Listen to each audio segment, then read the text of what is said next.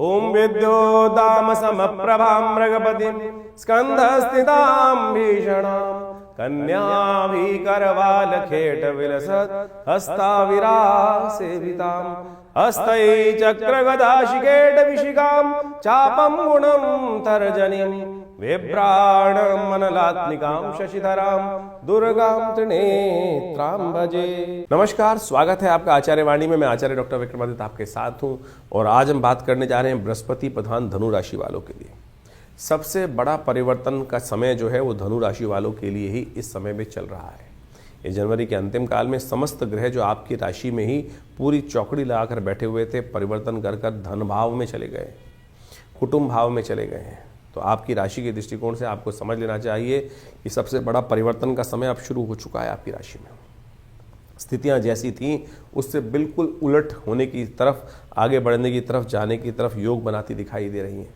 तो ऐसे समय का आपको सदुपयोग करने का प्रयास करना चाहिए। ज्योतिष वो दिशा दिखाती है कि किस दिशा में चलकर आपको लाभ होने के रास्ते बनते दिखाई दे रहे हैं।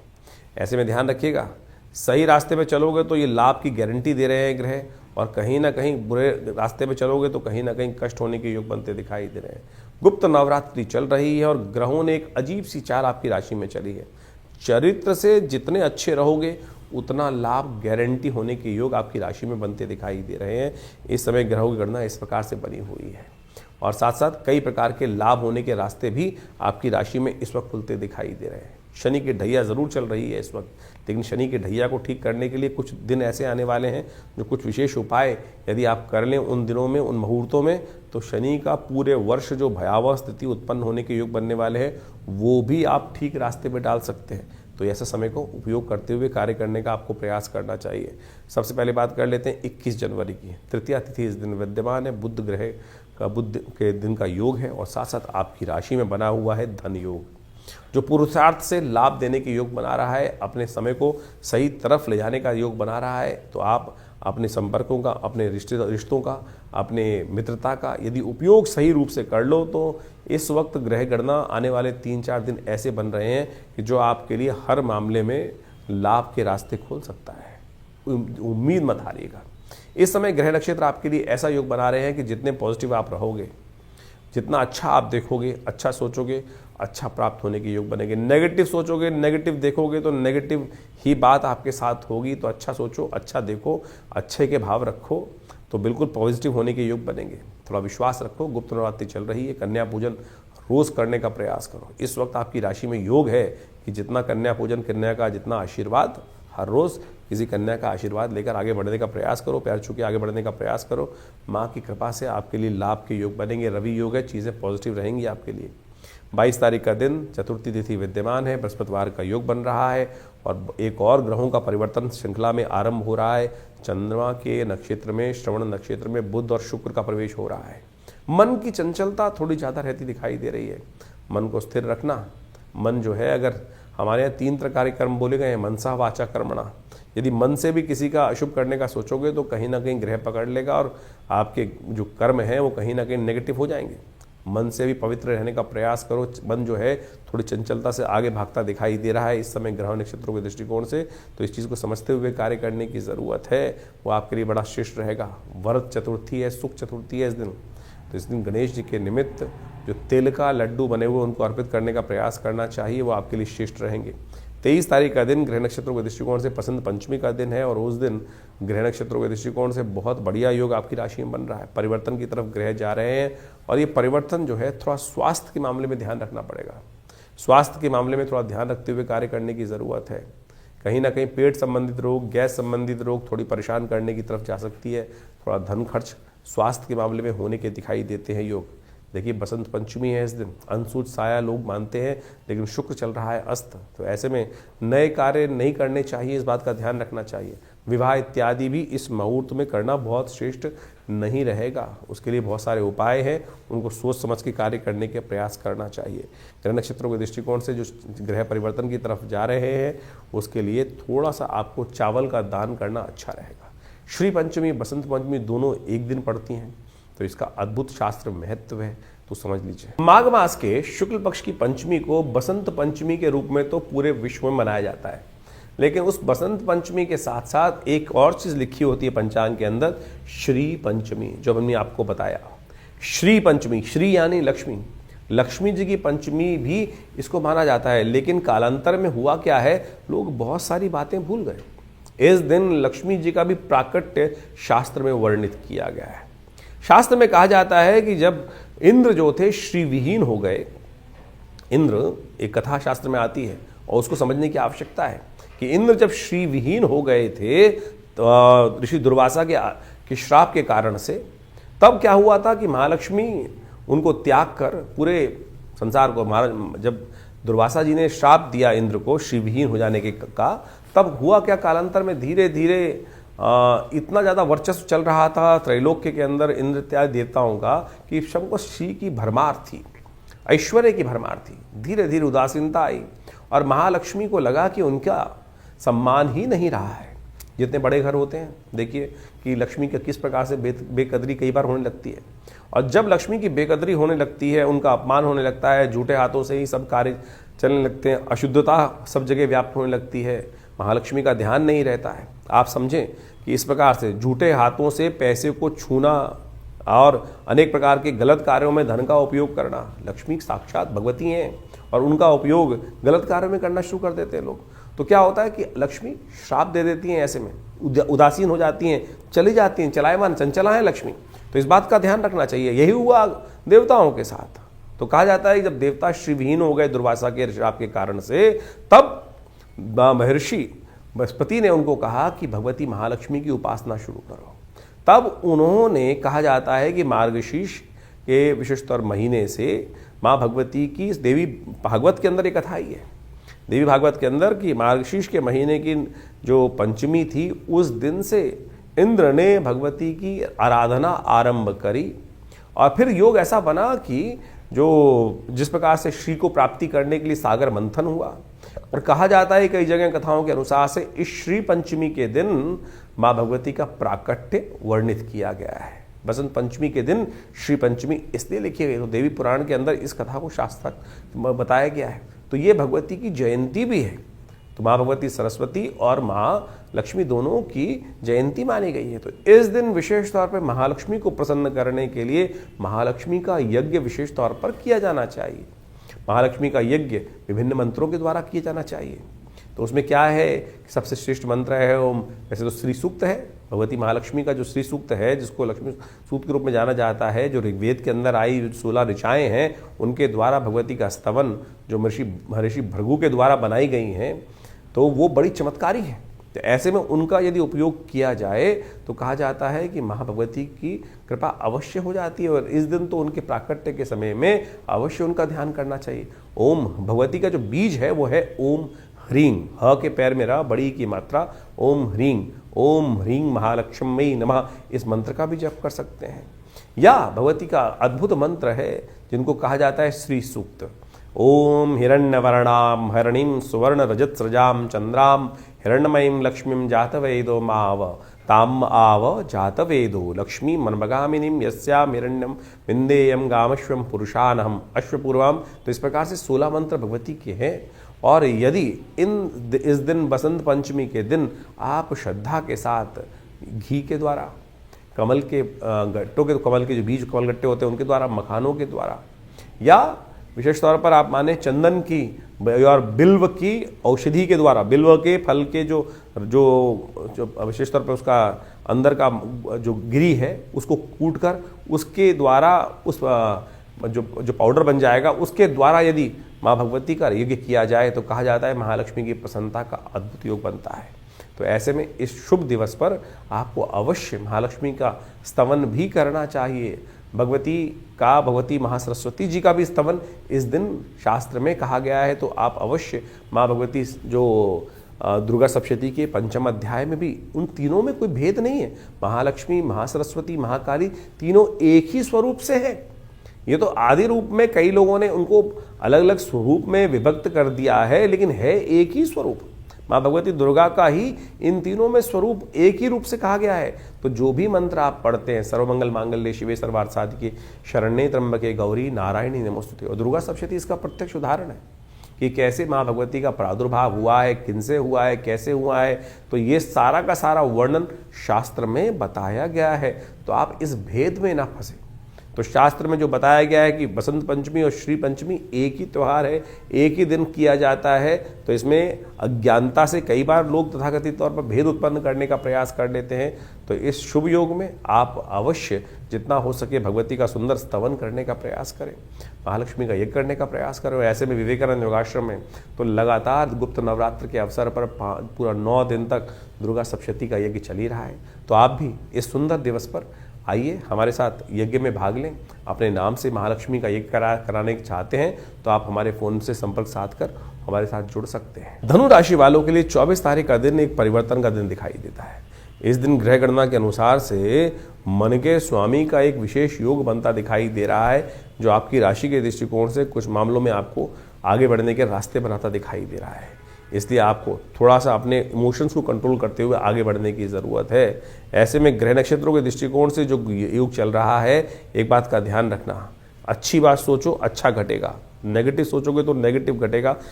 इस बात का ध्यान रखते हुए कार्य करने की ज़रूरत है। नेगेटिव मत सोचना, जो भी कार्य कर रहे हो उसमें पॉजिटिव सोचते हुए कार्य करने की ज़रूरत है, तो आपके लिए अच्छा रहेगा। घर वाले यदि आपसे प्रसन्न रहेंगे तो आपकी जीत डेफिनेटली है, और घर वाले आपसे रुष्ट रहेंगे। बाहर वालों को प्रसन्न करने के चक्कर में घर वालों को रुष्ट मत करना, यही सबसे श्रेष्ठ उपाय है। इसको समझते हुए कार्य करना आपके लिए बहुत अच्छा है। 25 तारीख का दिन सप्तमी तिथि का दिन है और उस दिन रविवार है, और उस दिन सूर्य का जन्म दिवस है ग्रह नक्षत्रों के दृष्टिकोण से। और आपकी राशि के दृष्टिकोण से हम देखें तो योग बन रहा है आपका विजय का। इस समय आपकी राशि के दृष्टिकोण से ऐसा योग बन रहा है कि जहां आपकी मेहनत हो रही है उसमें कई प्रकार से जो रिजल्ट है वो विजय का योग दिखाई देता है। बस आपको लगातार अपने आप को आगे बढ़ने का प्रयास करना चाहिए। कई बार मनोविचार चल रहे होते हैं, पता नहीं जीत होगी कि नहीं, और आपकी राशि में तो ऐसा योग है कि बार बार दुविधा मन में चलती रहती है। ये ज्योतिष के दृष्टिकोण से, ग्रहों के दृष्टिकोण से दिन तो ऐसा दिखाई दे रहा है कि जो ग्रहों का योग है आपके लिए बहुत पॉजिटिव बनता दिखाई दे रहा है। बस आपके आगे बढ़ने की ज़रूरत है, चीज़ें आपके लिए, हाँ, लेकिन सफ़र के कामों में नुकसान होने के योग दिखाई देते हैं। बहुत ज़्यादा सफ़र के चक्कर में ना फंसे, स्थिर भाव से रुक कर काम करने की ज़रूरत है। चीज़ें आपके लिए भाग दौड़ में ज़रूरत नहीं है। स्थिर भाव से काम करने से कल्याण का योग बनता दिखाई दे रहा है। रविवार का अवसर है, सूर्य का जन्म दिवस है, और इस दिन आपकी राशि के दृष्टिकोण से समझें जो शनि महाराज बहुत ज़्यादा खराब चल रहे हैं ना, तो उनको ठीक करने के लिए उनके पिता का जन्मदिवस यदि आप सही रूप से मना लें तो आपके लिए कल्याण के योग बन जाएंगे। भानु सप्तमी एक ऐसी तिथि है जिसको शायद लोग भूल चुके हैं, यानी भानु सप्तमी यानी सूर्य का जन्मदिन। अनादिकाल में सूर्य इसी दिन से प्रकाश देना आरंभ किए थे। माघ मास की जो शुक्ल पक्ष की सप्तमी होती है उसको भानु सप्तमी कहा जाता है। भानु सप्तमी सूर्य का जन्मदिवस के रूप में मानी जाती है, और इस बार अद्भुत योग बनकर तैयार हो रहा है कि रविवार भी है और भानु सप्तमी का योग भी बन रहा है। और यदि आपकी राशियों के दृष्टिकोण से देखा जाए तो जो प्रभाव है वो आप अच्छे से समझ लीजिए।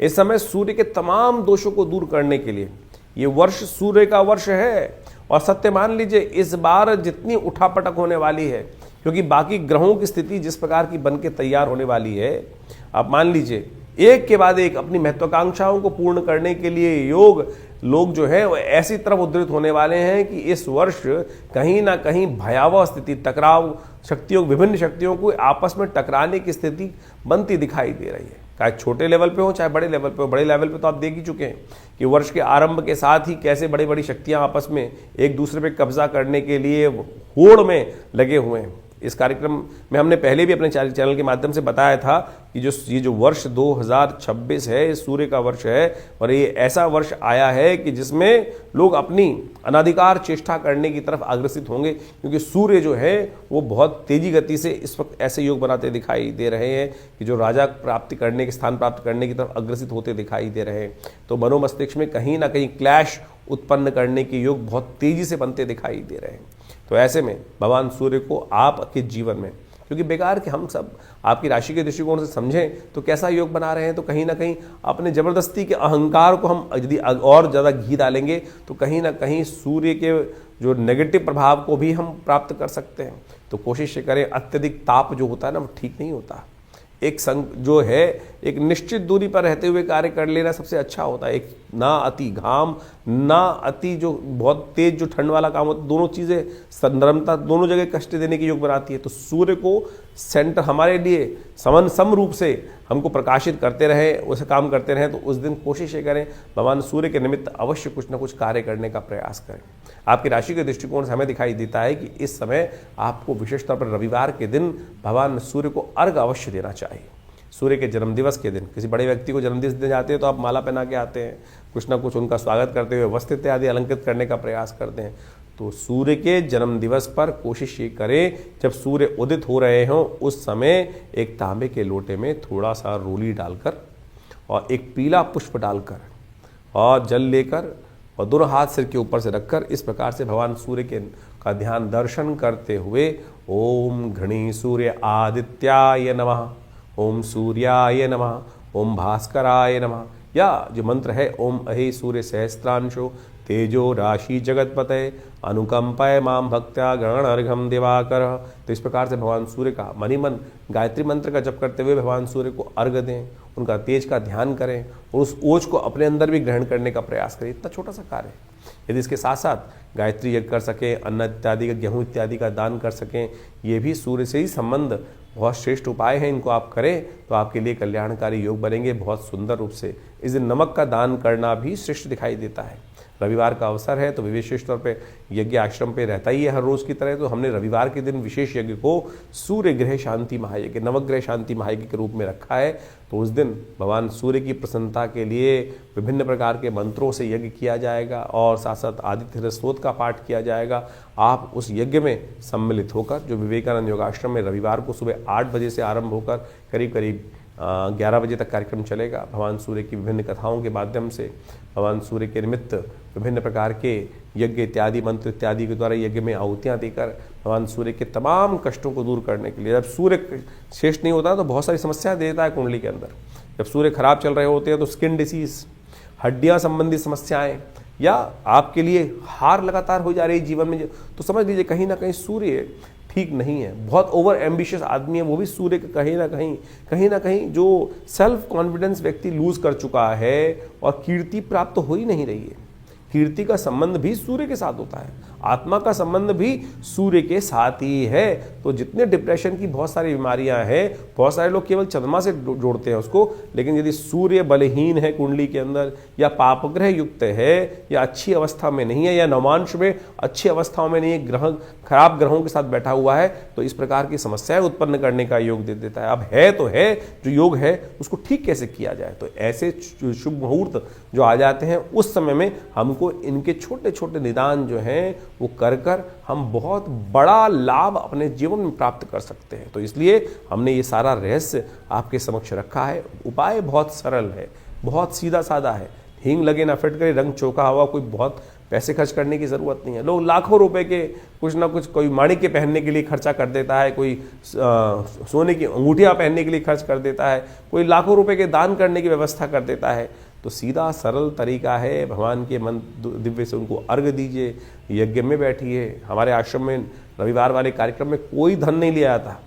बहुत सारे लोग कहते हैं कि कोई मेंबरशिप फीस, किसी प्रकार भी कोई खर्चा नहीं है। आप आएँ, चाहें तो बैठ के हमारे साथ उस कार्यक्रम में भाग लें। माँ भगवती आपकी समस्त मनोकामनाएं सिद्धि करें। तो ऐसे में तो बड़ा सुंदर योग बना हुआ है।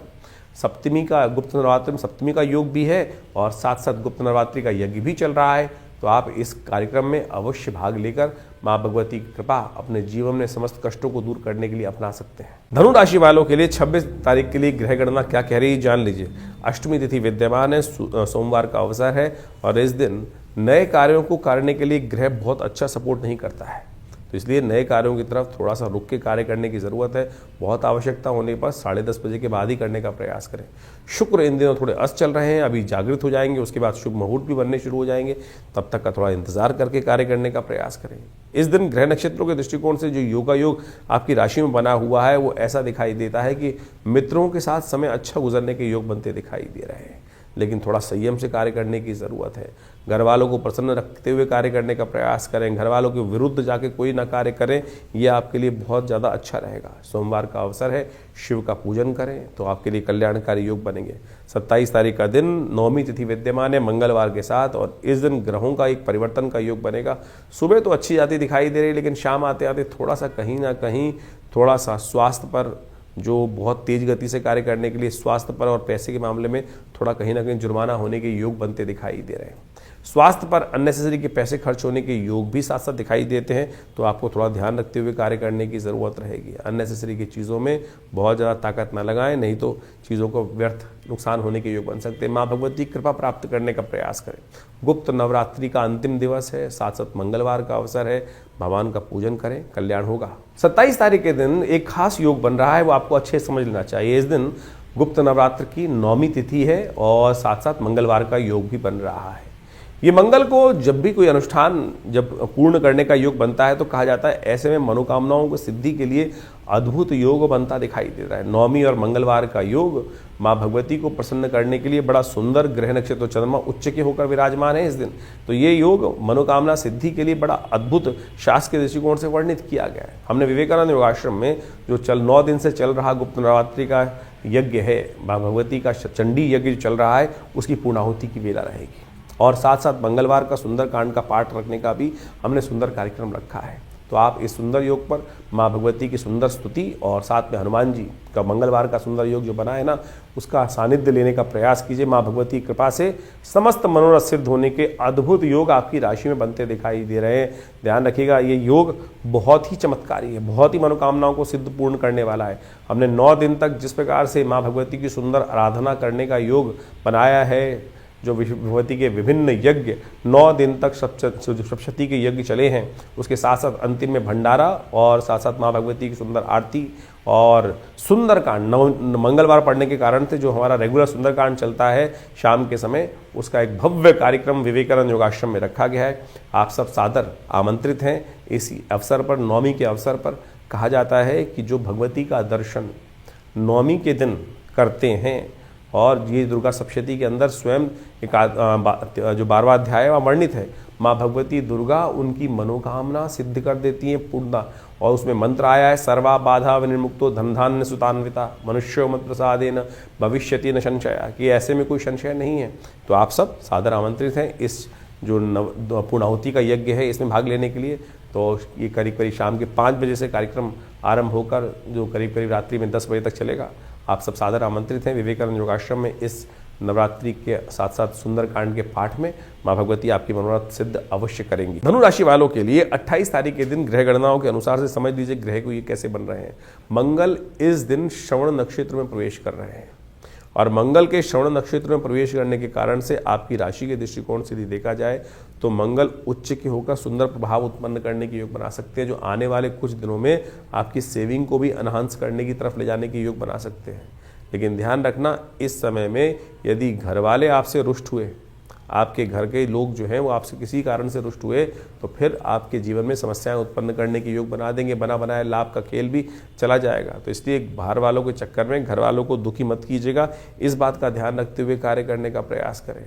स्वास्थ्य संबंधी समस्याएं, क्योंकि चंद्रमा खराब चल रहा है, इसके कारण से होने के योग दिखाई देते हैं, तो गणेश जी पर दूर्वा अर्पित करने का प्रयास कीजिए। 2-4 दूर्वा के अंकुर लेकर ओम गंगणाधिपतये नमः इस मंत्र का जप करते हुए उनको अर्पित कीजिए, लाभ होगा। 29 तारीख एकादशी का दिन ये बन रहा है, जया एकादशी का योग लेकर आया है, बृहस्पतिवार के दिन लेकर आया है, और ऐसे में आपकी राशि के दृष्टिकोण से आपकी राशि में बन गया है कीर्ति योग। ये कीर्ति योग यश को भी देगा और कहीं ना कहीं लाभ की स्थिति भी उत्पन्न करेगा, और सब कुछ डिपेंड कर रहा है आपके पॉजिटिव एटीट्यूड के ऊपर। ग्रह नक्षत्रों के दृष्टिकोण से आपकी इच्छा से, पॉजिटिविटी से आपके लाभ के रास्ते जुड़े हुए हैं। उम्मीद अच्छी दिखाई देती है और हिम्मत भी अच्छी दिखाई दे रही है, जो आपके लिए बहुत पॉजिटिव योग बनाती दिखाई दे रही है। भगवान विष्णु के केवल आशीर्वाद की ज़रूरत है। शालिग्राम जी का पूजन करें, हो सके तो इस दिन व्रत रखें, और देखिए भगवान विष्णु की कृपा से ओम नमो नारायणाय इस मंत्र का जप करने से कल्याण होगा। रवि योग बना हुआ है, नए कार्य करने के लिए शक्ति अच्छी है, योग भी सही बना हुआ है। 30 तारीख के दिन ग्रह नक्षत्रों की गणना बहुत विशेष परिवर्तन करने का योग बना रही है। इस दिन शुक्र जाग रहे हैं, सूर्य के साथ चलते हुए शुक्र काफ़ी दिन से अस्त चल रहे थे, अब उदय होने का योग बना रहे हैं, जो आपकी राशि के दृष्टिकोण से कई मामलों में बहुत अच्छे रास्ते आपके लिए बनाएंगे। लव लाइफ में भी, पर्सनल लाइफ में भी नई जान आने के योग दिखाई दे रहे हैं, चीज़ों में परिवर्तन का योग बनेगा, और साथ साथ आपके संबंधों में भी सुधार आने के योग कहीं ना कहीं दिखाई देते हैं। शुक्र का उदय होना आपकी राशि के दृष्टिकोण से बहुत अच्छा दिखाई देता है। शुक्रवार के दिन प्रदोष योग बना है, लक्ष्मी योग बना है, लक्ष्मी श्री का योग आपकी राशि में बना हुआ है। तो ऐसे में यदि एक छोटा सा उपाय कर लें तो बहुत कल्याणकारी रहेगा। शाम के समय प्रदोष काल में भगवान शंकर कहा जाता है भ्रमण करते हैं पार्वती जी के साथ। तो ऐसे में तो इत्र लेकर भगवान शंकर का उससे अभिषेक करने से, सुगंधी जो भगवान को अर्पित करने से कल्याणकारी योग बनेंगे। 31 तारीख का दिन त्रयोदशी तिथि है, उस दिन शनिवार का अवसर पड़ रहा है और ग्रह नक्षत्रों के दृष्टिकोण से ग्रहों का योग आपके लिए करीब करीब 70% लाभ के योग बनाता दिखाई दे रहा है। शुक्र का धनिष्ठा में प्रवेश करने के कारण से, मंगल के नक्षत्र में प्रवेश करने के कारण से आपकी पर्सनल लाइफ में तो और ज़्यादा इम्प्रूवमेंट, थोड़ा सा इम्प्रूवमेंट होने का योग बनकर तैयार हो रहा है। चीज़ों को अच्छे से लव लाइफ में जान आने के योग भी साथ साथ बन रहे हैं। तो इस प्रकार से आपने ग्रहों का योग समझा। ग्रहों के योग के कारण से ही जीवन में घटनाओं का जो आगे सृजन होता है वो वास्तविक तौर पे समझा जा सकता है। ग्रहों का योग कब हमारे लिए शुभ है, कब हमारे लिए अशुभ है, ये ज्योतिष की काल गणना बहुत प्रत्यक्ष रूप से समझा सकती है। आने वाला समय किस करवट बैठने वाला है, हमारे साथ क्या कुछ होने के योग हैं और कब हम अपने जीवन के योगों को अपने लिए शुभ उपयोग कर सकते हैं, इसको इस प्रकार समझें। बहुत सारे लोग कहते हैं कि नहीं ऐसा कुछ नहीं हो सकता है। बिल्कुल, आप तो हर रोज़ इसी प्रकार का कार्य करते हैं। आपके अनुभव से आपको पता है कि कब सर्दी आने वाली है, कब गर्मी आने वाली है, कब बरसात होने के योग हैं। तो आप अपने आप को उससे पहले तैयार कर लेते हैं। सर्दी से पहले गर्म कपड़े खरीद लेते हैं और गर्मी आने से पहले उसके अनुसार से अपने घर में व्यवस्था कर लेते हैं, जिससे आपके लिए क्या होता है कि वातावरण के अनुसार से अपने आप को व्यवस्थित करने का मार्ग बन जाता है। ये आपका अनुभव है। ज्योतिष भी वही है, उसकी और भी सूक्ष्म गणनाएं हैं कि किसके अनुसार से अप्रत्यक्ष रूप से क्या कुछ घटनाएं हमारे साथ होने वाली हैं और कैसे हम उसको अपने जीवन में रक्षात्मक तौर पे यूज कर सकते हैं। कब हमारे लिए लाभ का समय है और कब हमारे लिए समय कष्ट वाला है। जैसे किसी के लिए कभी जन्मपत्री में समय चल रहा होता है, कोई दशा, महादशाएं, अंतरदशाएं किस प्रकार की बन रही हैं, ढैयाएं बन रही हैं, अशुभ योग बन रहे हैं, कभी शुभ योग बन रहे हैं, कब जीवन में भाग्योदय का योग बनने वाला है। तो उस समय में अगर मिट्टी में भी हाथ डालोगे तो सोना बन जाएगा और समय खराब चल रहा हो और ऐसे में पता ना हो तो क्या होगा कि गलत जगह फंस जाएंगे। सोने में के हाथ यदि मिट्टी में डालेंगे और वो परिवर्तन किस प्रकार से हो जाएगा, राख में परिवर्तित हो जाएगा। तो यही जो समय की काल गणना का ज्ञान है, काल चक्र ज्योतिष विज्ञान के अनुसार से आप समय को प्रत्यक्ष रूप से समझ सकते हैं। तो इसलिए अपने मन मस्तिष्क को भ्रांति में ना रखें। बहुत सारे लोग तथाकथित तौर पर आप ज्योतिष के ऊपर कई प्रकार के प्रश्न चिन्ह खड़े करने के प्रयास करते हैं और बहुत सारी अनेक व्यंग्यात्मक तौर पे बहुत सारी बातें चलती रहती है। हम भी देखते रहते हैं कभी कभी बहुत सारे लोग व्यंग्यात्मक तौर पे जिन्होंने मजाक उड़ाना है वो मजाक उड़ाते रहेंगे। तो आप कोशिश ये करें, ज्योतिष विज्ञान के माध्यम से लाखों वर्षों से लोगों ने इसका लाभ लेते आए हैं और प्रत्यक्ष रूप से आप भी अपने जीवन में ग्रहों की गणनाओं को अच्छे समझकर कार्य करने का प्रयास करें। चिंता ना करें। कई कुंडलियों में बहुत सारे अशुभ योग होते हैं। कोई अपने मनोमस्तिष्क में ऐसी विचित्र विडंबनाएं लेके बैठ जाते हैं। अब क्या हुआ, किसी के बच्चे की कुंडली जन्म हुआ और मांगलिक निकला या कोई और योग निकल आया, किसी कुंडली में अशुभ किमुद्रम योग निकल आया और तो उसके कारण से बहुत सारी भयावह स्थिति बन जाती हैं। लेकिन यदि आपका ज्ञान सही है, ज्योतिष के अंदर कारण जान के निवारण के मार्ग भी तो जगह जगह समय समय समाधान जो है वो जगह जगह बताए गए हैं और सत्य माने वो समाधान प्रत्यक्ष रूप से कार्य करते हैं। चाहे वो महामृत्युंजय मंत्र हो, चाहे वो लक्ष्मी प्राप्ति के मंत्र हो, चाहे वो विभिन्न प्रकार के अनुष्ठानित चीज़ों में किए जाने वाले प्रयोग हों, उनके द्वारा सब चीज़ें परिवर्तन करने का मार्ग बिल्कुल प्रत्यक्ष रूप से बन सकता है। सकल पदार्थ है जग माही, और एक बात समझ रहे हैं, कर्महीन पुरुष पावत नाही। तो इसलिए ऐसा कुछ नहीं है जिसको आप परिवर्तन की तरफ नहीं ले जा सकते। प्रयास की आवश्यकता है, सही दिशा में सोचने की आवश्यकता है, सही दिशा में कर्म करने की आवश्यकता है, सही दिशा को पकड़कर उस पर चलने की आवश्यकता है। तो ज्योतिष विज्ञान कभी भी किसी को भ्रांति में नहीं रखता है और आप सब इस तमाम जो निदान के तरीके हैं उनको अच्छे से अपने जीवन में सरलता के साथ अपनाने का प्रयास करें।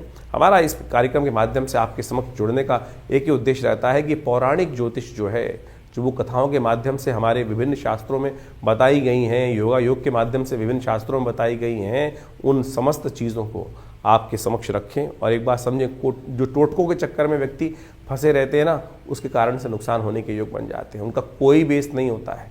करना।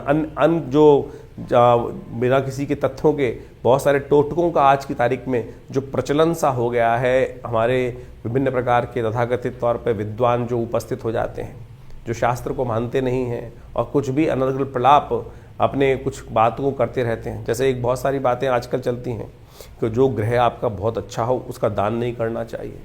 कहाँ लिखा है? सोच के दान देना चाहिए क्या? जिस प्रकार से अगर सोच के दान दे रहे हैं तो फिर तो दान का फायदा ही नहीं है, फिर तो व्यवसाय हो गया।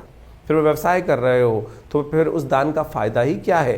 तो इस प्रकार का आप समझें कि किसी कुंडली में किसी ने कहा जी बृहस्पति बहुत अच्छा है, आप बृहस्पति की चीज़ों का दान करना बंद कर दो।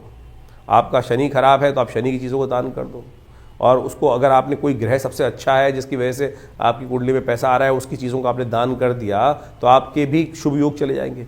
शास्त्र में ऐसा कोई प्रमाण नहीं निकलता, ना मिलता है, ना बताया गया है, ना किसी ग्रंथ में लिखा है। ये केवल आज तथाकथित तौर पर कुछ जो अपने आप को ज्योतिष में एक स्टंटबाजी करने का प्रयास करते हैं, उनके द्वारा ऐसी भ्रांति उत्पन्न करने का प्रयास किया गया है। तो आपसे अनुरोध है कि आप इन सब की बातों को जहाँ जिसकी आवश्यकता है तो उसको आप करने का प्रयास करें, और तो उससे कल्याण होगा, रास्ते भी बनेंगे और जीवन में सुख भी पदार्पण करने के योग बनेंगे, पुण्य जागेंगे।